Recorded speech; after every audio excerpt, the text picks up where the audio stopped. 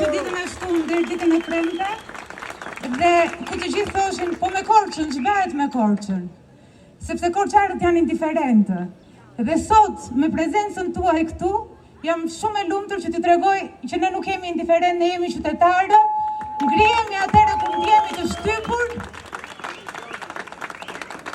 protestojmë kundër arogancës, kundër ajdutërisë.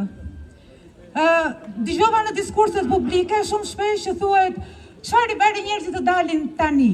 Pse tani dhe jo më parë? Dhe kështu krijohet hapësira për të menduar që ka konspiracione, ka njerëz tuaj, ju japi mundësinë atyre që të hedhin baltën mbi këtë protestë.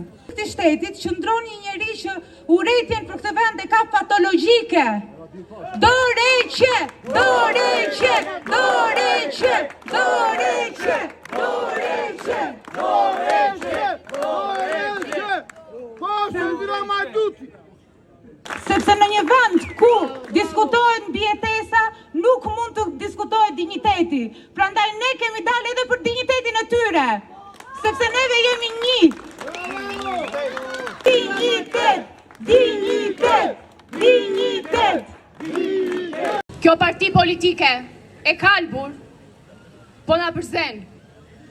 Nuk na ka dhënë asnjë mundësi punësimi. Po përkundrazi, na i kanë mbyllur ato dyer. Krizën e kanë fjalën këta. Keni shkuar në dërmi? Në palas? Sa nga ju mundet të shkojnë në resortet e tyre? 300, 400 euro nata. Kush po i përballon këto plazhe?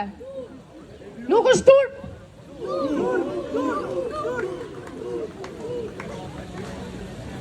Deti është i qytetarëve, nuk është i tyre. Shqipëria është tona, zoti kryeministër. Shqipëria është e shqiptarëve.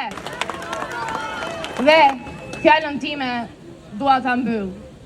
Shqiptarët të votuan, shqiptarët do të shporin. Faleminderit. Sot këtu si pjesë e mira të rinjve që po përballen me një zgjedhje shumë të padrejtë, të largohen nga vendi që duan për të ndërtuar jetën që meritojnë.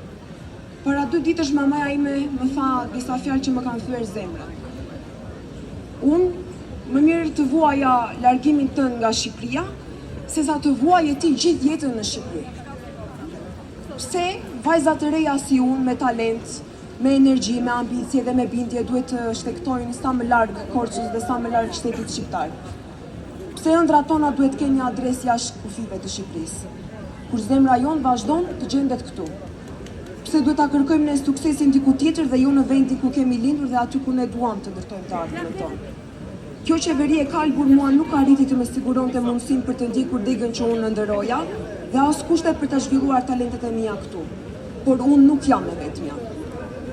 Emigracioni nuk më ka marrë vetëm njerëzit që kam dashur, por dhe kohën që unë duhet të kisha me ta, dhe këtë asnjëri prej nesh nuk duhet ta falë. Ne jemi këtu që të kërkojmë një Shqipëri ku ëndra ndërtohen dhe jo eksportohen. Shumë faleminderit.